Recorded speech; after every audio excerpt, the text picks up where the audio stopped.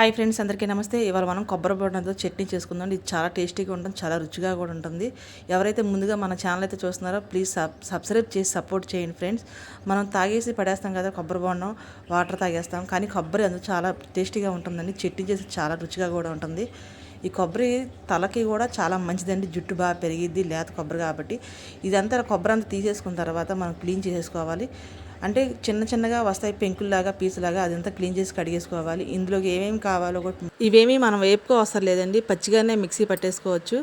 అలాగే చూస్తున్నారు కదా, పచ్చిమిర్చిను, చింతపండు, ఎల్లుల్లిపాయలు, జీలకర్ర, చింతపండు 5 మినిట్స్ మనం నానబెట్టుకుంటే సరిపోతుందండి. నలిగేటప్పుడు మనం కొంచెం గల్లుప్పు వేసుకుంటే గల్లుప్పు దానివల్ల తొందరగా నలిగిపోతుంది. ఒక 5 మినిట్స్ మనం మిక్సీ పట్టుకుంటే సరిపోతుంది.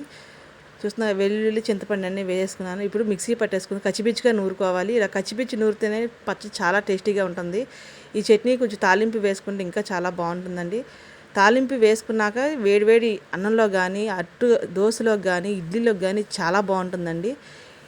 ఇలా 5 మినిట్స్ మనం తాలింపులోనే చట్నీ 2 నిమిషాలు ఉంచుకుంటే సరిపోతుంది. అలా ఉంచితే ఆ పచ్చి వాసన అనేది పోతుందండి. చట్నీ మాత్రం చాలా టేస్టీగా ఉంటుందండి. మీరు కూడా కంపల్సరీగా ట్రై చేయండి, మీకు నచ్చిద్దని అనుకుంటున్నాను నేను.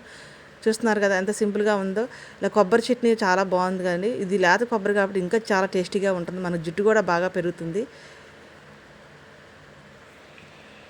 ఈ వీడియో మీకు నచ్చిద్దని అనుకుంటున్నా ఫ్రెండ్స్. నచ్చితే ప్లీజ్ కంపల్సరీగా లైక్ చేయండి, సబ్స్క్రైబ్ చేసుకోండి, సపోర్ట్ చేయండి ఫ్రెండ్స్. Please like.